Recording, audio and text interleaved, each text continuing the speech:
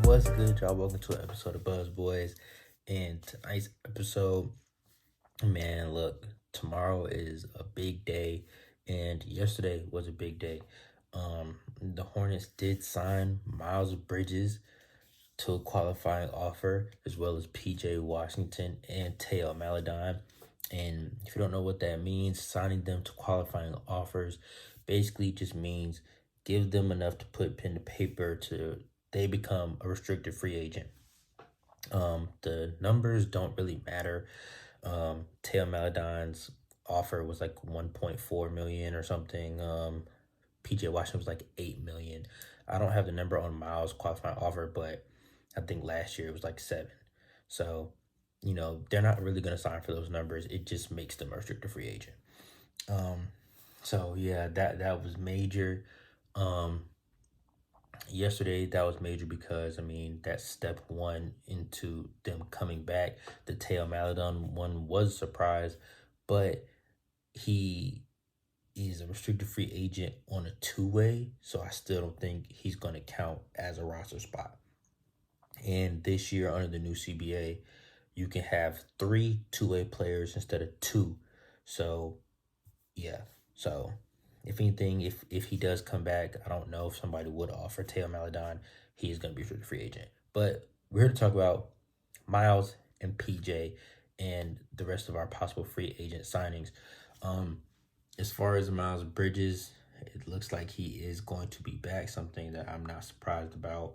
Um, the only team I have heard that could be interested in him is the Cavs. They don't have crazy cap space, so I expect us to match whatever they offer. PJ Washington, I haven't heard anything about him linked to teams, but I don't know if the rest of the NBA views him as a starter. Some of these teams do think that he can be a valuable role player on, contending teams, but he might want a starting role. And, I don't know. Apparently he's looking for 20 million a year or something close to that. So I don't know if these teams, contending teams, are going to be paying that for somebody coming off the bench. I don't even know if the Hornets are going to pay that for him to be a starter, a possible starter. So I don't know. I don't necessarily see him getting that, but at the same time, he could, because somebody who we were keeping our eyes on was Harrison Barnes, because Harrison Barnes and PJ Washington are pretty similar players. Their numbers are almost identical, and they played the same role for their teams. Harrison Barnes, somebody who played 82 games last year, started all 82 games for the Kings last year, averaged 15 points, 5 rebounds, and 1.6 assists on 47% shooting from the field and 37% from 3. PJ Washington, 15 points. Well, I guess you could say 16 points, 5 rebounds, 2 assists, 44% from the field, 34% from 3. Literally almost identical. Harrison Barnes is 6'8", 225. PJ Washington is 6'7", 230. Literally exact same build, exact same stats, except for Harrison Barnes is 31, PJ Washington is 24.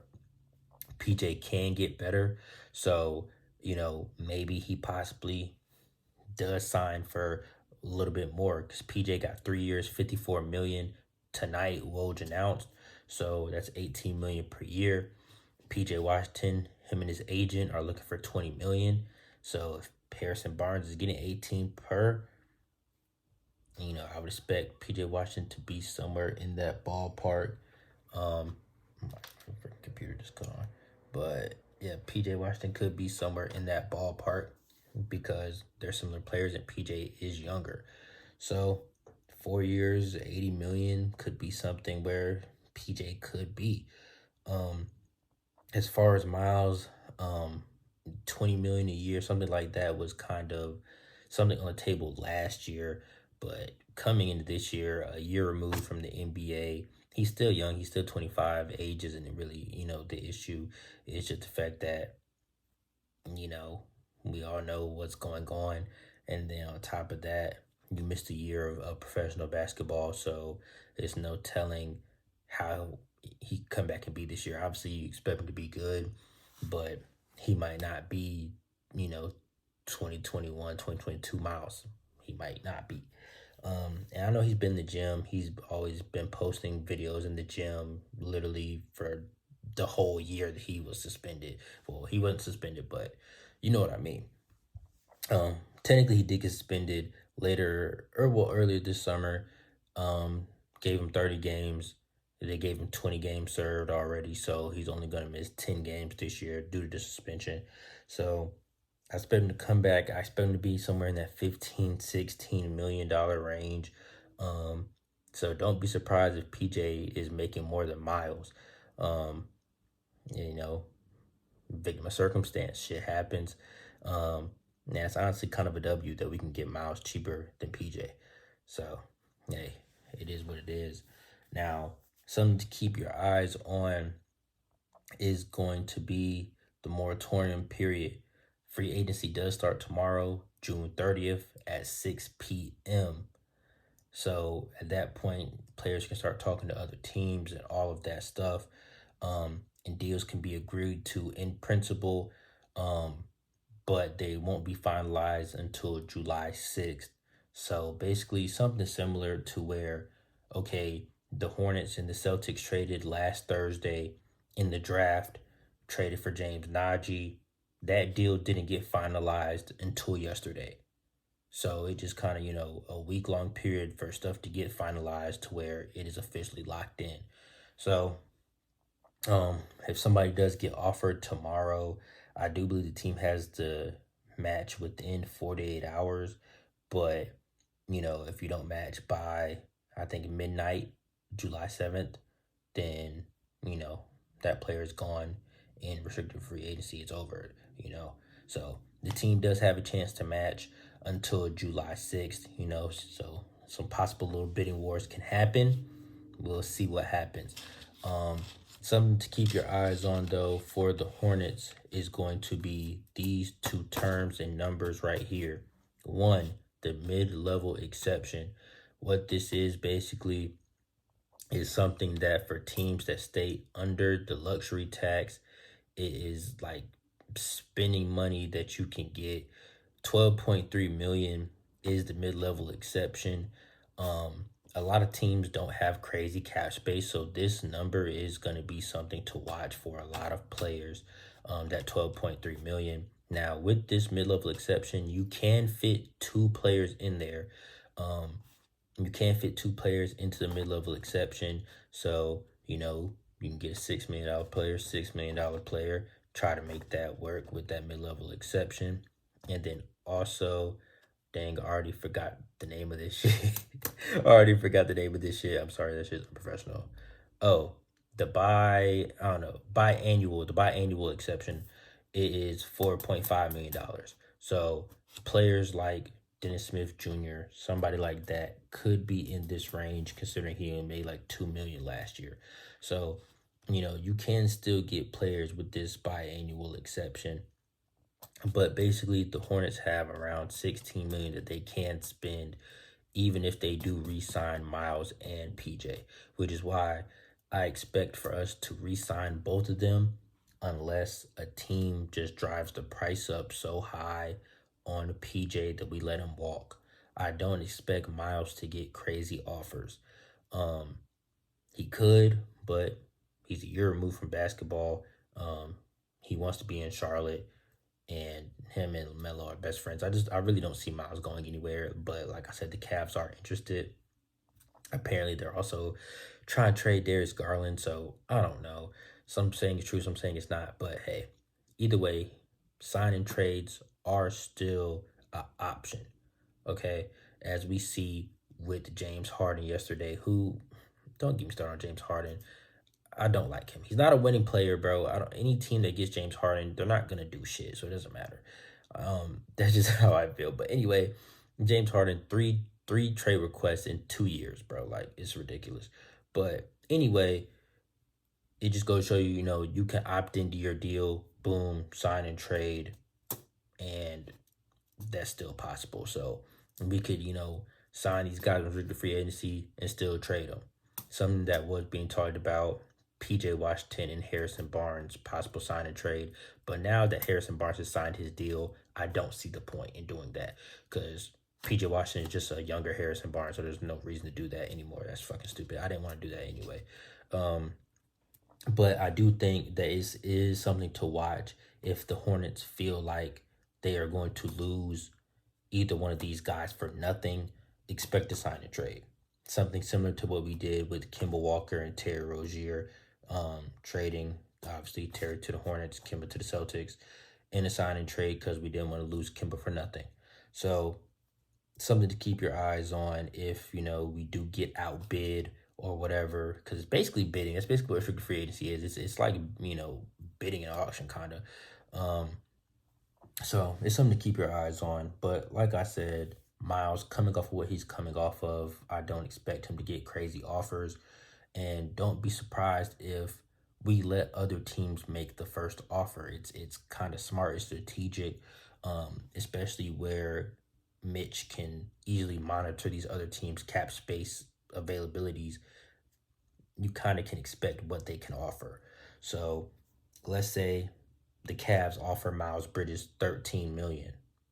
That's fine. We turn around, offer 14, 15, 16. Okay, cool. Eventually the Cavs are going to back down and go after somebody else, and we keep Miles.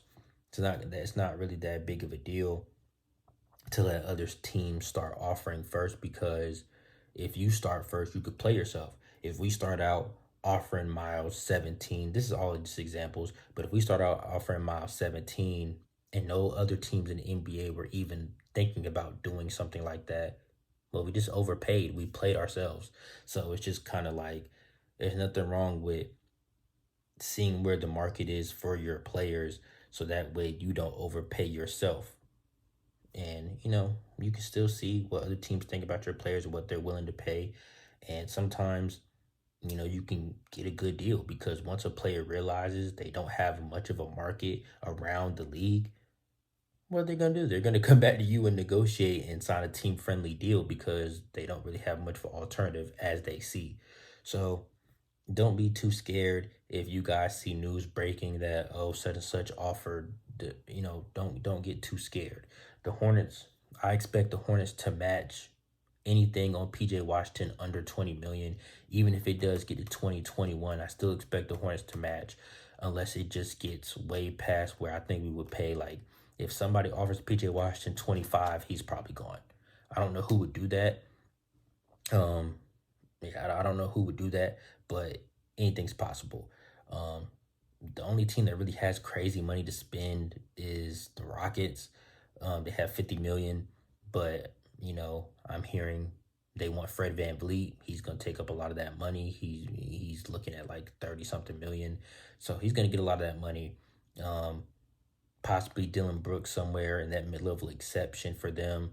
So just watch Houston. There's somebody who obviously has a lot of money. But anyways, that's basically it on our two guys. Now it's time to talk about who we should target in free agency with this mid-level exception and biannual. Now I do have a list of targets. They're not necessarily in an order. I kind of started off in an order, but I ended up with 12 people, so it's not really in order. It's just a list. But the Hornets can use the mid-level exception and the biannual. Also, let me before I get into this, let me talk about our own free agents. So as we know, Miles restricted, PJ restricted, Teo Maladon two-way restricted, so he doesn't even really count. Now, Oubre, unrestricted free agent. Chances are he's gone. We already have a log jam at shooting guard. Now that we have drafted Brandon Miller, Nick Smith, Bailey, we have a log jam. Even though Kelly Oubre averaged 20 points a game, it's just not, you can't pay everybody and everybody can't get on the court at the same time. So this is what it is. Expect Kelly to be gone. And I'm somebody who I did like Oubre, but now that we've drafted all these guards, somebody has to go. Dennis Smith Jr. is somebody else. Now he did, in my eyes, have like last year a prove it deal, 1 year, 2 million to basically get back into the NBA because he was out. He balled. I still like would expect him to be around that biannual 4.5 million. So something to keep your eyes on. The Hornets' main targets really should be backup point guard at this point with our roster construction. Um, you know, our center problems are a thing of the past now. I think we're all happy that's over with. We have our center rotation with Mark and Nick. I don't think we really need to target centers, even though I do have a few big men on this list, literally just two, everybody else's guards. But yeah, um, so I just wanted to cover that. That is all four of our free agents. And also, JT Thor is on a non-guaranteed deal. So if the roster gets to 14, 15 guys and we want to sign somebody, he is somebody who we could see possibly get cut. Now, I don't think that's really what's going to happen just because he did show promise last year and he still is so young. And considering that he played the most out of the young guys last year, like I said, I don't see that happening. But he is on a non-guaranteed deal. So it could possibly happen if we just get some free agents that we just have to have. Anyways, moving on to the targets. Trying to keep the video under 20 minutes, so I'm gonna go ahead and knock this out. Now, like I said, this is not in a particular order. But fuck it. Number one, Bruce Brown. This is somebody that the whole NBA is probably going to be looking at in free agency because he's not getting paid too much. He made $6.4 million last year. He did turn down a $7.7 million player option to become a free agent. So that lets you know right there, obviously he's looking for more than 7.7 million this offseason. So he could be somebody with that mid-level exception at 12 million, but also don't get your hopes up too high because we all know how it goes with players that perform in the finals. He had a very good playoff run, and good playoff runs get you paid. So don't be surprised if he does get offers of higher than 12.3 million, and at that point he will be out of our range. So he is somebody who, it would be amazing to get him with that mid-level exception. He is my number one. Even though it's listed out of order, he is number one up here because, we just saw how versatile he could be and obviously that he is a winner. So Bruce Brown, number one. Two, I got Gabe Vincent from the Miami Heat, somebody who also was a part of a deep playoff run, went to the finals. And Gabe Vincent, somebody that showed he can score, he can defend, he can hit the three, and he can be an all-around player as well. So for us at backup point guard, I would like Gabe Vincent. And Mitch Kupchak said he is looking for a veteran that can come in and be a presence in the locker room and on the court. So, even though we are looking for a veteran, I'm not expecting somebody like a Udonis Haslem type who is just going to be barking from the bench and in a locker room presence. I expect us to bring in free agents that are coming from win now culture to try to instill some of that in these young guys. I think that's kind of what Mitch was talking about. So I expect somebody like that. Now, moving on from Gabe Vincent, Seth Curry. Seth Curry, obviously Steph Curry's brother, the son of Del Curry, who is, our TV commentator. He wants to come home. He did talk about it. He said it would be pretty cool to come and play for the home team. He says him and Steph, talk about it. So, hey, look, I'm telling you now, Steph Curry will be a Hornet one day. When Steph Curry is like 38, 39, and the Warriors dynasty is obviously over, he's going to come to the Hornets. If we're good. If the Hornets are a good team, I can see Steph Curry trying to come and win a ring with the Hornets. Mark my words. I said it first. But Seth Curry, he made $8.4 million last year, so he would be a perfect target for this MLE because we could maybe sign him for around 8-9 million and still have a little bit of money left for that MLE. But if he does end up taking the whole MLE, he takes the whole 12 million, I would be fine with that because Seth Curry is a shooter, which is what this team needs.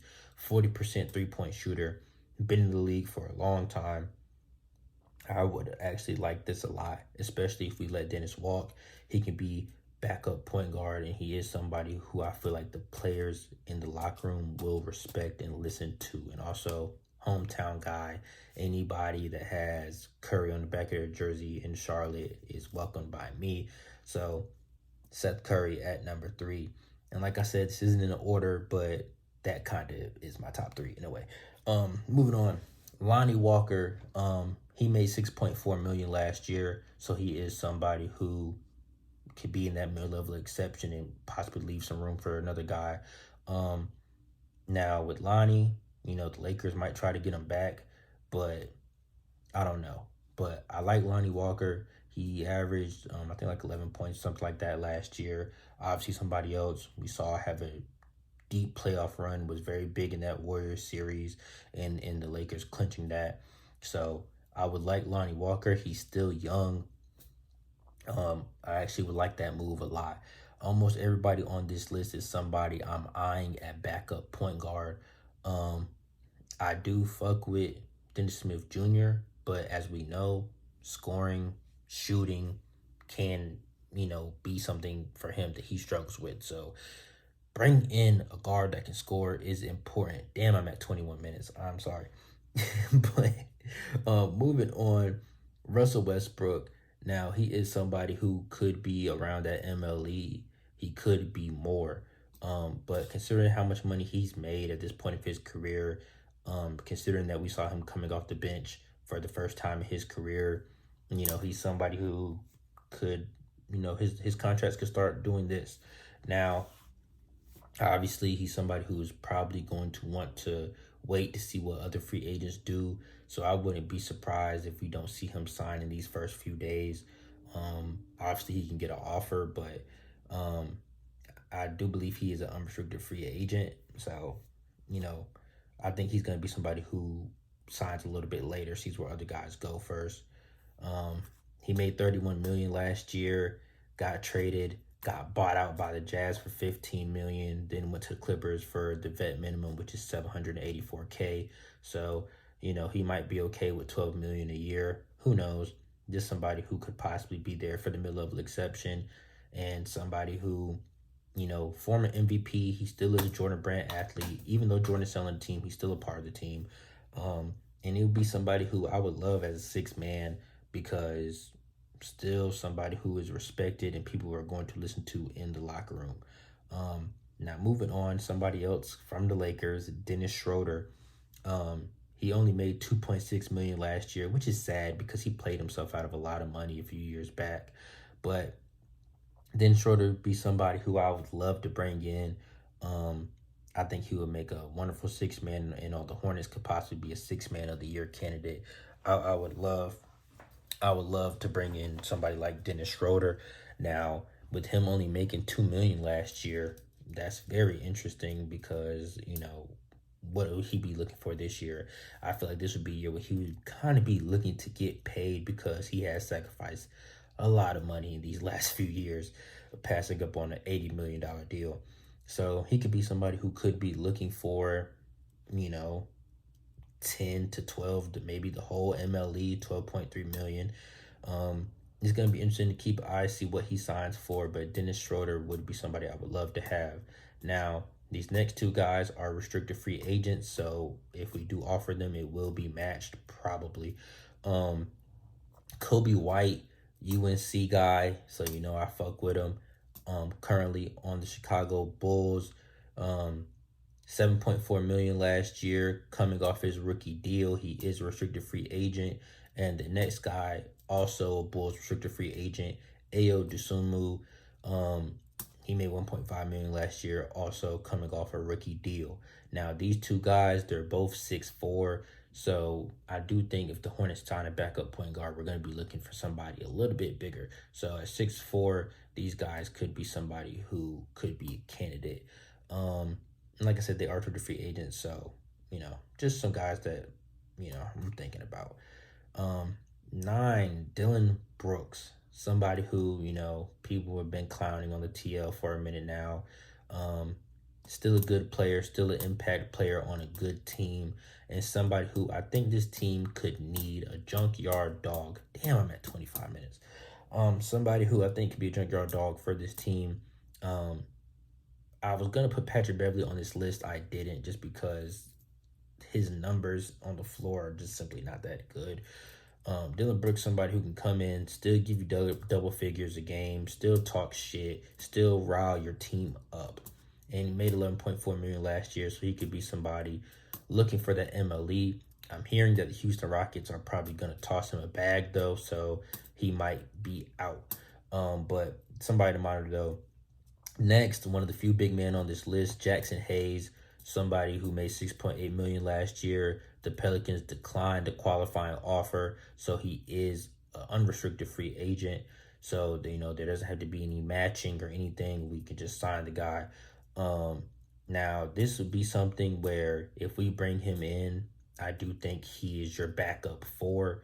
And that whole forward situation could kind of be a mess, because if we re-sign PJ for 20 million, well, damn, he kind of has a start. But if we re-sign Miles, damn, he kind of has a start.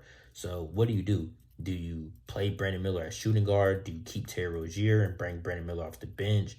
Gordon, in my eyes, is definitely coming off the bench, but it's just kind of a little log jam. Do we trade Terry Rozier and hope that Brandon Miller is ready to play a 2 this year? Because he already says he feels like a 3. So do we do that and then start moving people around a little bit? And, it's just, what do we do? Decisions. So Jackson Hayes could be somebody if we're looking for that backup four behind PJ Washington, or possibly behind Miles Bridges if we let PJ walk. Jackson Hayes could be somebody who could fill that role, especially if we cut JT Thor. Next, Christian Wood, somebody made 13 million last year, so a little bit more than that mid-level exception, but could still be in that range. At this point, I don't know if the Rockets are looking to re-sign him. I don't think they are. So another person who could, in my eyes, probably would come off the bench, but he is a good player. If PJ walks, this is somebody to keep an eye on. And last but not least, for me, Shake Milton from the Philadelphia 76ers. I think he would be a great backup point guard, and he's somebody who's also like 6'5", but can play the point. Made 1.9 million last year, so he's somebody who might even be able to get in at that biannual exception. So for me, if we can get 2 players on this list of 12 guys, one with the MLE, one with the biannual, if we could possibly get 3 of these guys, 2 with the MLE and 1 with the biannual, that will be great. Now to do that, we might have to convert Nick Smith to a two-way. We might have to just move stuff around to have 15 guys on the roster. But anyways, I'm about to wrap this up because I did go over my time. But anyways, I'm excited for tomorrow. I tried to just, wait for tomorrow to make a video, but I couldn't resist. You guys have been blowing the channel up, showing me love. Subscribers going up every day. I check. So I had to make some content for you guys because 6 p.m. tomorrow is kind of far away. So anyways, just wanted to go ahead and make some content for you guys. I know we are going to be anxious for tomorrow, but here we go, man. Here we go. Time to get the ball rolling and see what this team is going to look like heading into the season. Now, anything's still possible. Like I said, trades, all that. But hey, we'll see what happens.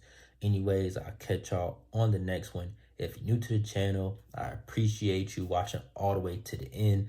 Please subscribe. Got plenty of content dropping. Free agency, obviously. We got Summer League. We just got a lot going on this channel and for the Hornets, period. So please subscribe. If you already are a subscriber, hit the notification bell. That was a lot. Anyways, man, I'm out of here. I'll catch y'all tomorrow. Peace.